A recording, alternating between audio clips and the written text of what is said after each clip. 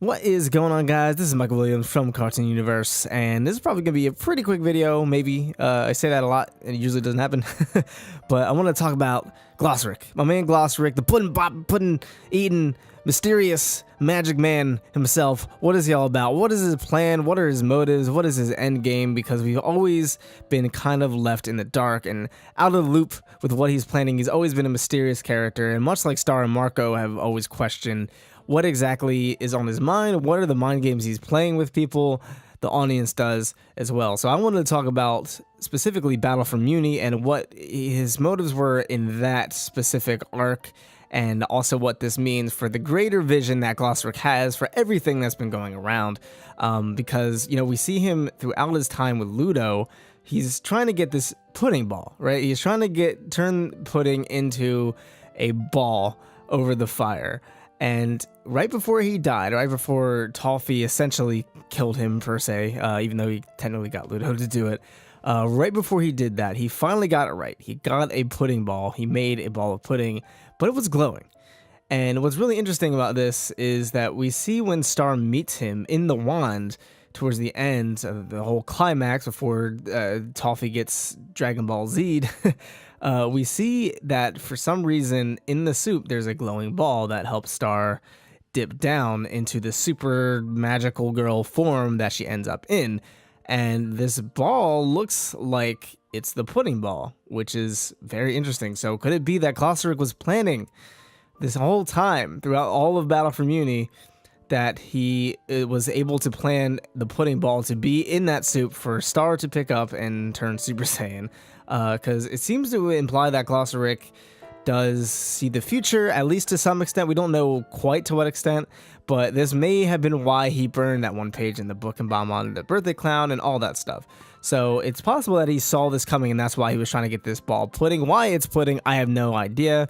But what does Glossaryck want? He claims that he isn't on anybody's side, but these actions, if this is the case, if that ball is the same ball pudding that he made, kind of goes against that. So what if when he says that he's not on anybody's side, we've mentioned this before in the past, but it could just be purely circumstantial, because he technically isn't on anyone's side because he's bound to whoever has the book, but at the same time, he never seemed like he really was worried about being like in Ludo's possession or Toffee's possession. He wasn't worried or ashamed at all whatsoever.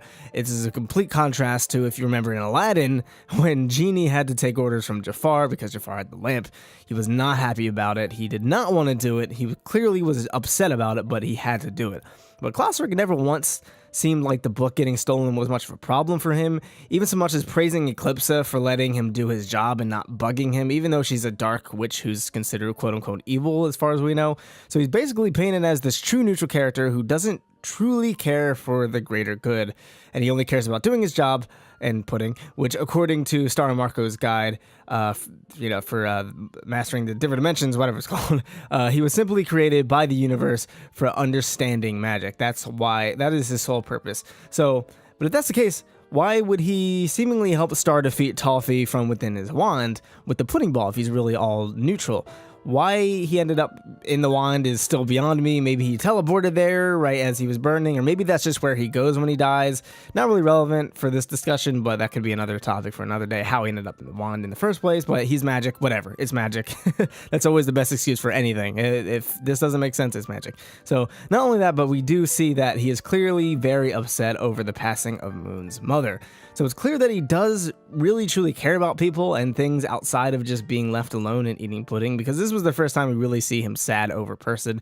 Obviously, this was the most drastic situation it could have been, but it does show that he does have a heart and he does care about people. So I think what's happening with Glossaryck, that he isn't a true neutral character per se. He just acts like that. He just acts like he's true neutral, because I think his seemingly neutral stance comes from the fact that he knows how everything is going to turn out, and then certain things need to happen in a certain way in order to be the way that they're supposed to be in the first place. So I think Glossaryck is probably just very calm and confident and not necessarily neutral at heart. He's not easily intimidated or surprised because he sees most things coming, And not to mention he loves playing mind games. So that also kind of goes into play with, you know, how he acts and interacts with other people. So I think that's why Glossaryck didn't go back to Star when Star tried to reach out to him. And he did seem a little bit surprised that she was able to go through the all-seeing eye, but that's all another discussion once again. But not only because he probably wasn't supposed to go with Star because, you know, he's kind of bound to the book, but because he knew that in order for things to work out correctly, he had to stay with Ludo, get burned alive, end up in the wand, and guide Star to defeat Toffee with the pudding. And he also says maybe this is what you need as he fades away, the all-seeing eye fades away. So basically forcing her to stop relying on the spell book and come into her own true powers. That's what I think. I think Glossaryck just knows everything, and he's so confident and so sure about everything that he seems neutral and he seems like he doesn't care, but he knows that how the series of events is supposed to transpire. Maybe it's like kind of like Garnet's future vision where he sees multiple outcomes and he just kind of goes with what the best one is. He is an almost omnipotent, all-seeing, magical being created solely from the universe, so he might know everything that's going to go down, and this might be the exact reason why he acts the way he does in every situation. So no real telling what his true end game is. Who knows? We don't know what the end of the series is supposed to be. I don't even know if Darren FC necessarily has an end for the series. I would imagine she does, but we don't know at this time. But who knows? Maybe he's actually the biggest bad of the entire series, and he's just placing all these different chess pieces throughout the series. You know, siding with the good people, siding with the bad people, siding in between, and kind of just placing everyone where they need to be so he can be the true mastermind. I doubt that's the case, but it would be an interesting twist.